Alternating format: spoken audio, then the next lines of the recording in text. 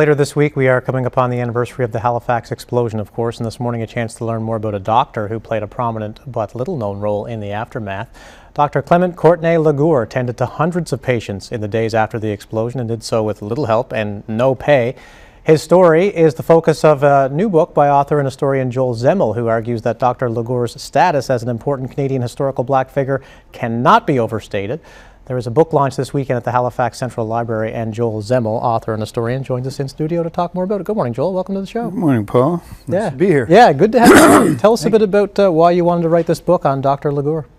Well, it started with when I was working I had a column, a historical column monthly at City News, and I was looking for a story, and there was an effort to have his former residence and clinic and his where they published the Atlantic Advocate. There was a push to have that registered as an historic property, as a heritage property, excuse me.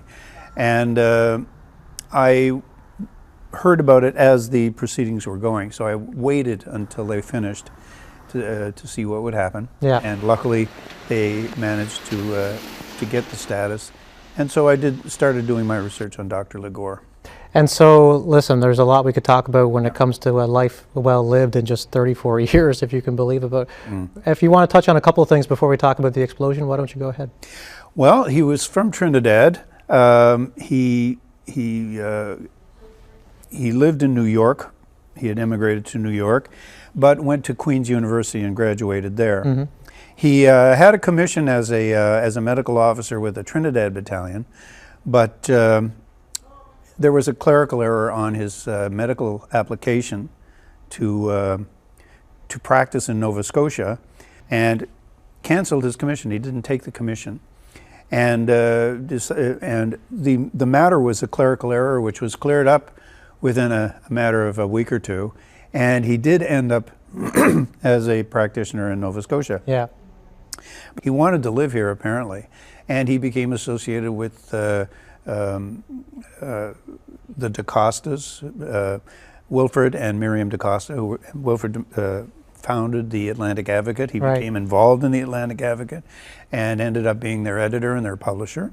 Unfortunately, the paper went out of business towards the end of 1917.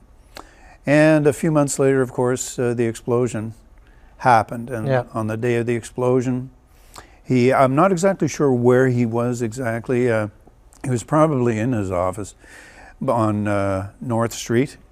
The explosion happened. He only had his housekeeper, Bessie Waith, who was actually his aunt, who had come to live with him there, and another man who was the Dennis Nicholas, who was a Pullman porter. And they were the only ones to help him in the immediate aftermath. But people started flooding in from all over the place. They, you know, a lot of people were turned away from the hospitals. A lot of his patients were white. Don't know who the patients were. People ask me, well, were they from Africville? Were they from here? Were they from there? I don't know.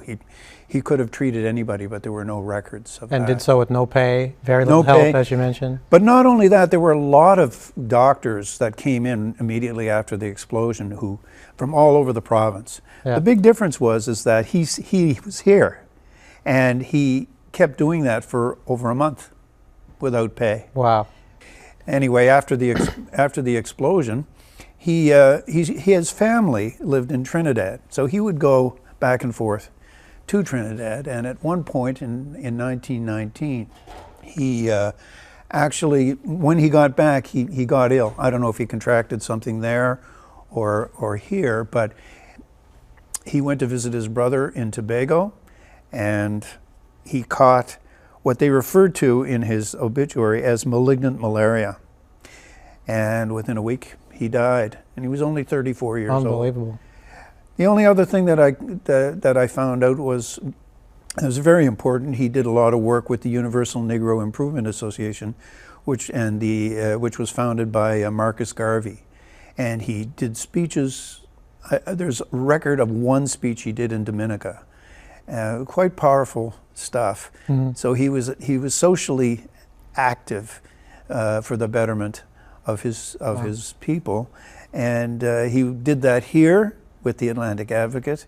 I look at my book as a sort of as a starting point for someone to come along and really take it a lot further. Pick up the rest of it. And I wanted, he's a very important figure. Yeah. It was the first doctor to practice in Nova Scotia, first black doctor to practice in Nova Scotia. Yeah. That's important. So there's a book launch coming up this weekend. How can people find out where to go and more information? Well, it's at the Central Library at 2 o'clock on Sunday, December 8th. They can call the library. It's online. And I'm going to speak for about 50 minutes, and I'll take some questions, and I'll bring some books with me, just in case anybody wants one. Thanks for joining us this morning. Thank you, Paul. Really appreciate it.